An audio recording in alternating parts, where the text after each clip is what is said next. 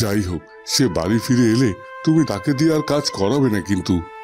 তোমার মেয়েকে দিয়ে কাজ করাতে আমার বয়ে গেছে।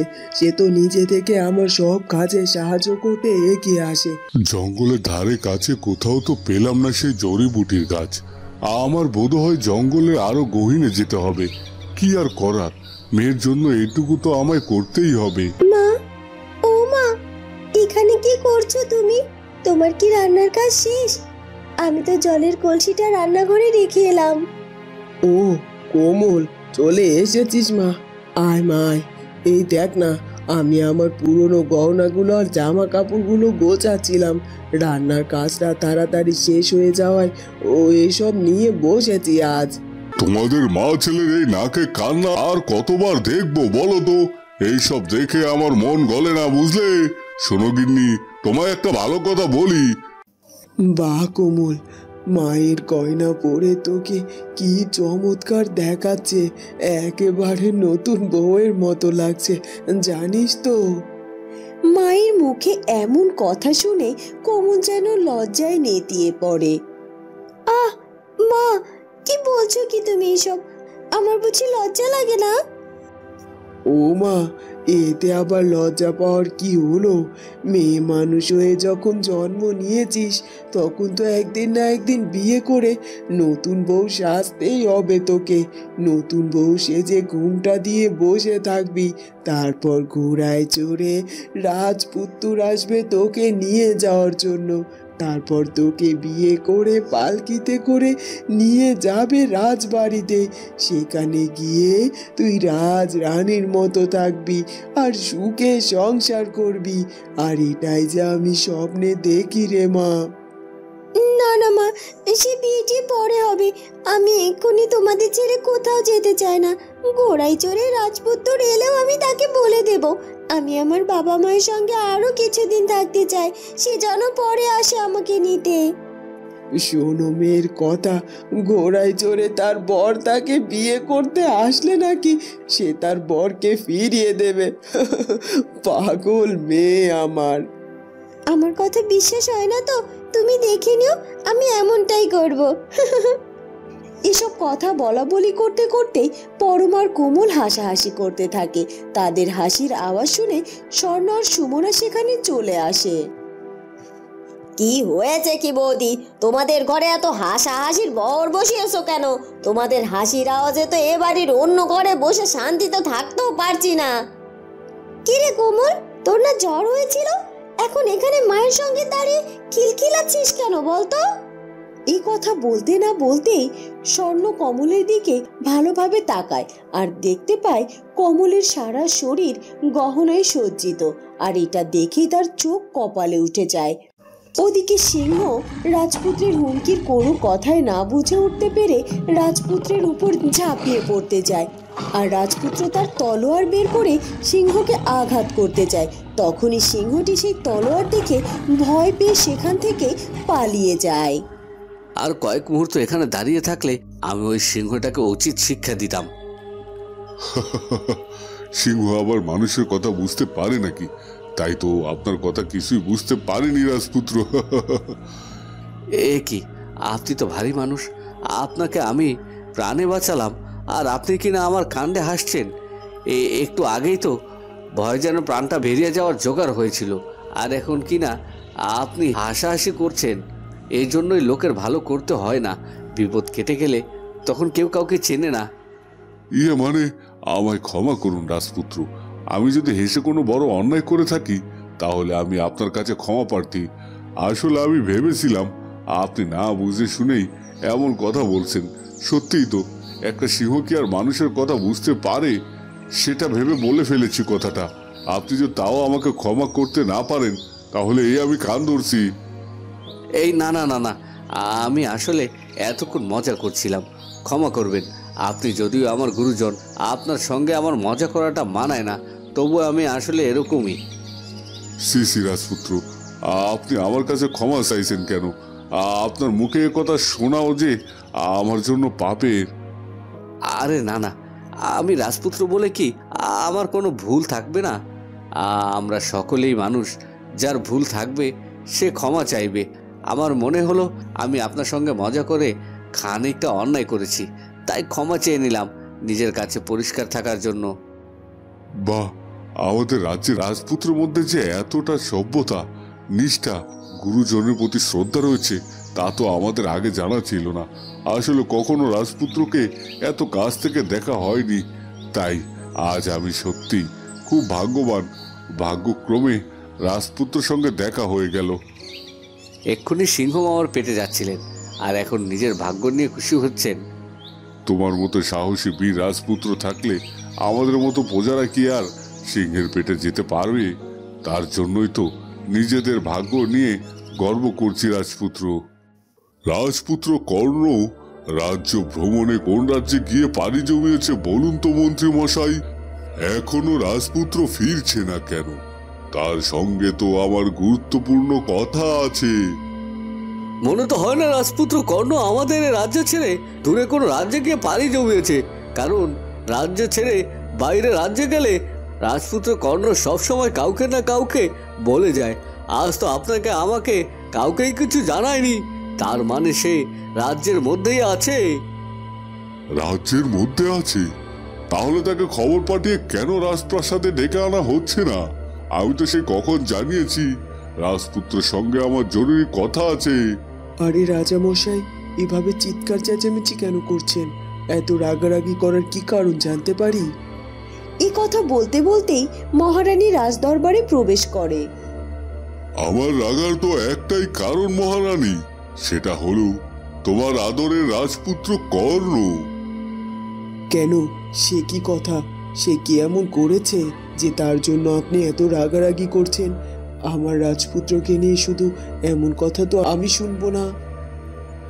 এই রোজকের মতো আজ শুরু হয়ে গেল রাজামশাই আর রানীমার মিছে মিছে ঝগড়া। রাজামশাই আর রানীমা যে কেন শুধু শুধু ওনাদের ছেলে কর্ণকে নিয়ে এত ঝগড়া করেন কে জানেন। দিন শেষে সবাই এক জায়গায় রাজপুত্র কর্ণ বলতে যেন এরা দুজনেই অজ্ঞান। না না, এই অসময়ে এদের ঝগড়া আর বাড়তে দিলে চলবে না, আমাকে এখন আটকাতে হবে এদের। মহারাজ শান্ত হন, মহারানী আপনিও শান্ত হন। রাজপুত্র কর্ণ রাজ্য ছেড়ে দূরে কোথাও যায়নি। আমি এক্ষুনি সৈন্য সামন্ত দিয়ে তার কাছে খবর পাঠানোর ব্যবস্থা করছি যে রাজদরবারে রাজামশাই তার সাথে গুরুত্বপূর্ণ কথা বলবে বলে অপেক্ষা করছে। এটা আমি কি দেখছি? তুই যা দেখছিস আমিও তাই দেখছি রে স্বর্ণালী। দেখ দেখ, তোর অগোচরে তোর মা তার সকল গয়না দিয়ে তোর যমজ বোনকে কিভাবে রাজ রানী সাজিয়ে দাঁড় করিয়ে রেখেছে। এ কি মা, তুমি আমার সব গয়না কমলকে কেন পরিয়েছো? কমলকে সব গয়না পরিয়ে এভাবে রাজরানী সাজিয়েছো কেন? এদিকে আমি যে শূন্য গায়ে ঘুরে বেড়াচ্ছি সেদিকে তোমার চোখ পড়ে না? তুমি মা হয়ে এতটা স্বার্থপর কি করে হতে পারো? এইসব তুই কি বলছিস কি স্বর্ণালী? তুই মাকে ভুল বুঝছিস। হ্যাঁ, মা আমাকে গয়নাগুলো পরিয়েছে ঠিকই, তাই বলে এগুলো আমার তো দিয়ে দেয়নি একেবারে। মায়ের এই গয়নাগুলোতে আমার যেমন অধিকার আছে তেমন তো তোরও অধিকার আছে। তোর ইচ্ছে হলে আমি এক্ষুনি খুলে দিচ্ছি, তুই এক্ষুনি এগুলো পড়তে পারিস। এখন আর তোকে শাক দিয়ে মাছ ঢাকতে হবে না, ভারী একেবারে মায়ের মেয়ে হয়ে উঠেছিস। দুই মা মেয়ে মিলে আমাকে একেবারে কোণঠাসা করে দিচ্ছিস তোরা। আচ্ছা মা, তুমি বলো তো, আমি কি সত্যি কমলের সাথে একসাথে যমজ হয়ে জন্মেছিলাম? স্বর্ণ, এইসব কি আজে বাজে কথা বলছিস তুই মা? না মানে, তাহলে তুমি আমাকে এভাবে আলাদা চোখে কেন দেখো? কমলের মতো করে আমি কেন ভালোবাসো না তুমি? আমি কাউকে আলাদা চোখে দেখি না রে, এটা তোর বোঝার ভুল স্বর্ণ। আর তাছাড়া ছোট থেকেই তোর পিসি তোকে আমাদের থেকে আলাদা করে রেখেছে। তুমি এখন মেয়েটাকে আর ভুলভাল বুঝিও না বৌদি। একসাথে দুটো মেয়েকে পালতে পারবে না বলেই তো আমি স্বর্ণকে আদর যত্ন করে বড় করেছি। তাই বলে কি আমি তোমায় বলেছিলাম যে তুমি কোমলকে বেশি ভালোবাসো আর স্বর্ণকে একটু বা নজরে দেখো? থাক না পিসি, এখন আর এসব কথা বলে সমস্যাটাকে আর জটিল করো না। স্বর্ণ বোন আমার, তুই আর মায়ের উপর অযথা রাগ করিস না। এই নে, আমি তোকে এক্ষুনি এগুলো খুলে দিচ্ছি, তুই এগুলো পরে তোর মনের মতো করে সাজ। থাক, হয়েছে, এই সব দিয়ে আদি খেতে করতে হবে না। কিছু চাই না আমার, চাই না মায়ের গয়না, আর চাই না মায়ের ভালোবাসা। তুই একাই সব কিছু ভোগ কর। এ কথা বলেই স্বর্ণ চোখের জল ফেলতে ফেলতে সে ঘর থেকে বেরিয়ে যায়, আর তার পিছু পিছু তার পিসি সুমনও বেরিয়ে যায়। আপনি আপনাদের যে সমস্যার ব্যাপারে বললেন, এই বিষয়টা নিয়ে আমি প্রাসাদে ফিরে গিয়ে পিতা মশাইয়ের সঙ্গে আলোচনা করব। আর হ্যাঁ, আপনি যেভাবে পরিকল্পনা করছেন এভাবে এগোলে আপনি নিশ্চয়ই কোনো ভালো সমাধান পাবেন। তাই বলছি, আপনি কাল পরশু যে কোনো একদিন গায়ের সমস্যা পড়া চাষিদেরকে নিয়ে প্রাসাদে হাজির হবেন। আমি সেখানে উপস্থিত থাকব।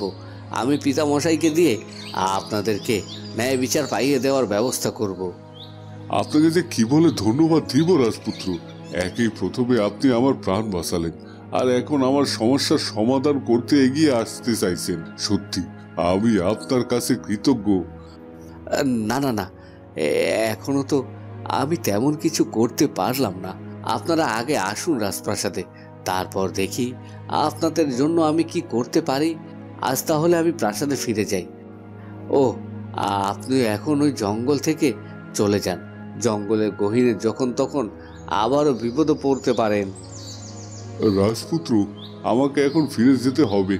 আমি আসলে আমার অসুস্থ মেয়ের জন্য জড়িবুটি খোঁজ করতে এসেছিলাম জঙ্গলে। মেয়েটা ঝড় বৃষ্টির বজ্রপাতের আওয়াজ ভয় পেয়েছিল, সে থেকেই জ্বর বাঁধিয়েছে। ভয় থেকে জ্বর এলে সহজে সে জ্বর যেতে চায় না, তাই তো জড়িবুটির খোঁজ করতে এসেছিলাম আমি জঙ্গলে। বজ্রপাতের ভয়ে জ্বর চলে এসেছে আপনার মেয়ের?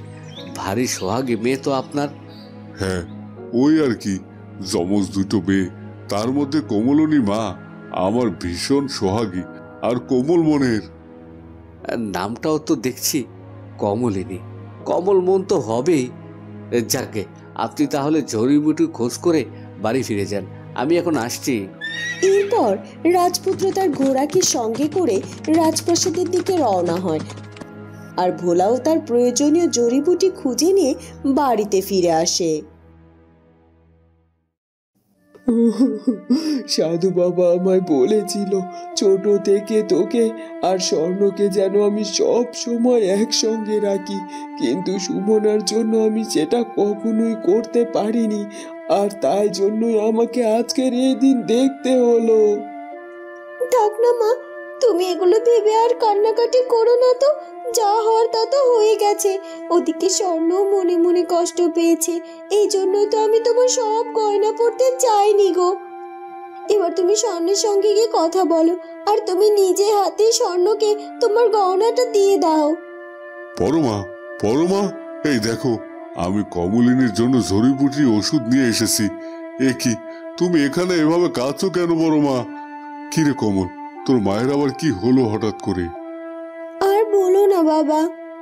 এরপর কমলিনী তার বাবাকে সব ঘটনা খুলে বলে।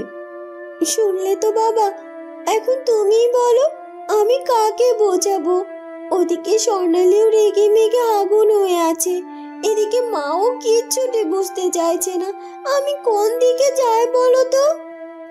আমিও তো বুঝতে পারছি না কিভাবে সবটা সামলাবো।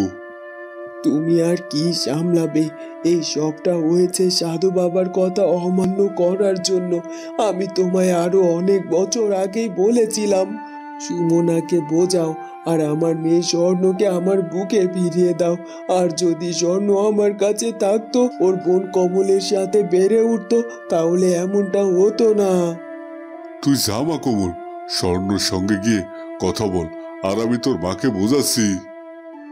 ঠিক আছে বাবা, যাচ্ছি। এরপর কোমল স্বর্ণের ঘরের দিকে যায়। বন্ধুরা, কি হতে চলেছে এরপর সেটা জানবো আমরা স্বর্ণকোমল গল্পের পরবর্তী পর্বে। আর আমাদের আজকের পর্বটি ভালো লাগলে অবশ্যই আমাদের চ্যানেলটিকে সাবস্ক্রাইব করে দিও। দেখা হবে নতুন পর্বে। ধন্যবাদ।